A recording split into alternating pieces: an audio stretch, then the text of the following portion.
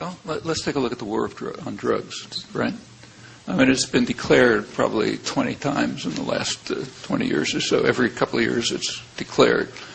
It's declared against a background of understanding. For example, it was studied years ago by the RAND Corporation, the main government advisory corporation, and the Army, in which they investigated just straight cost-benefit analysis of various ways of treating the drug problem. Drug problem's here, it's not in Colombia. So they said, well, which ways of dealing with the problem here are cost-effective? And they found, which will surprise no one who's paid attention to the history, that the most cost-effective way of doing it is prevention and treatment. Okay? In fact, if you think about it, that's the way one of the worst drug problems has been handled. I mean, there is a drug which is much worse than cocaine. It's called tobacco. It kills far more people than cocaine does. And it was handled pretty well by cultural change. So if you look through the 1980s, it's a class issue. So people with education and degree of privilege simply adopted a more healthy lifestyle. They stopped smoking. They stopped eating red meat. They didn't drink as much coffee, and so on. There were no police. Nobody carried out chemical warfare in North Carolina and Kentucky to destroy tobacco fields. It was simply an educational process, a kind of cultural change that led to a significant decline of the use of, by far, the most dangerous drug among people who were a part of that cultural change that took place thanks to their privilege. Okay, now that's exactly what the RAND and the Army studied years ago. They were, of course, discussing tobacco, but that's exactly what they concluded about hard drugs or marijuana. They said the cheapest and the most effective way of dealing with it is prevention and treatment. Well, there's another way, use of police. Okay, that's much less effective and much more costly. There's a third way, interdiction at the borders. That's still more expensive by quite a large margin and far less and far more costly. And the worst way of all, way more costly than anything else and totally ineffective, is what we call fumigation, but what in fact is chemical warfare. I've been down to southern Colombia and seen some of it.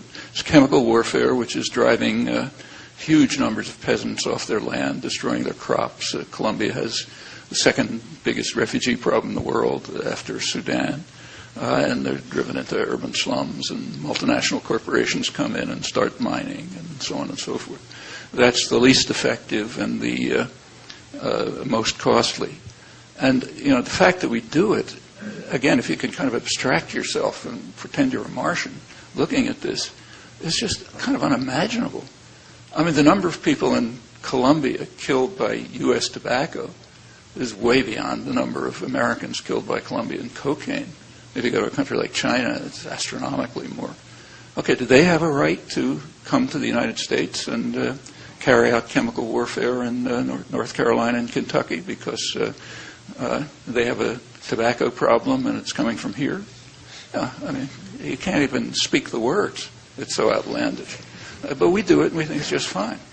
Even though it's known to be the least effective, the most costly, and totally immoral, as we see right away if we think of the situation reversed. Well, that's been going on for decades. That's the war on drugs. It hasn't affected the use of drugs here at all. Let's hear from Ernie in Tucson, Arizona. Ernie, welcome to Talk of the Nation.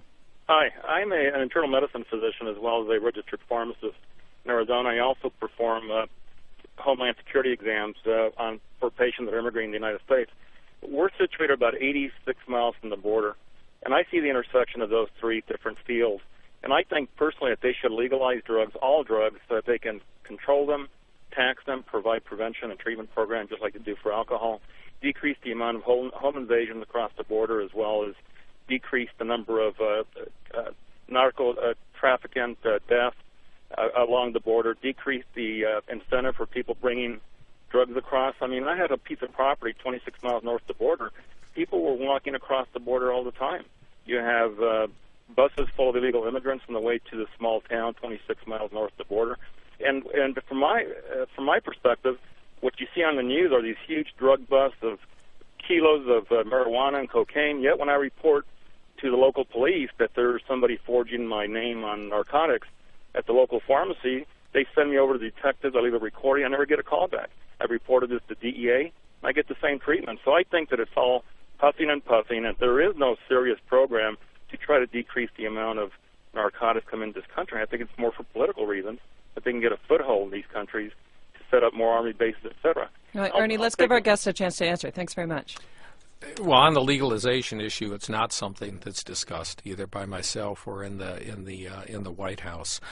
No country in the world has legalized drugs. And if you think about the legalized drugs we do have, talking about the prescriptions earlier, we know that there are lots of problems. We're not able to control them. We're not able to keep them out of the hands of young people. We're not actually able to keep them from causing deaths among a lot of people. So I don't think legalization is anything that's going to be entertained or discussed at any level.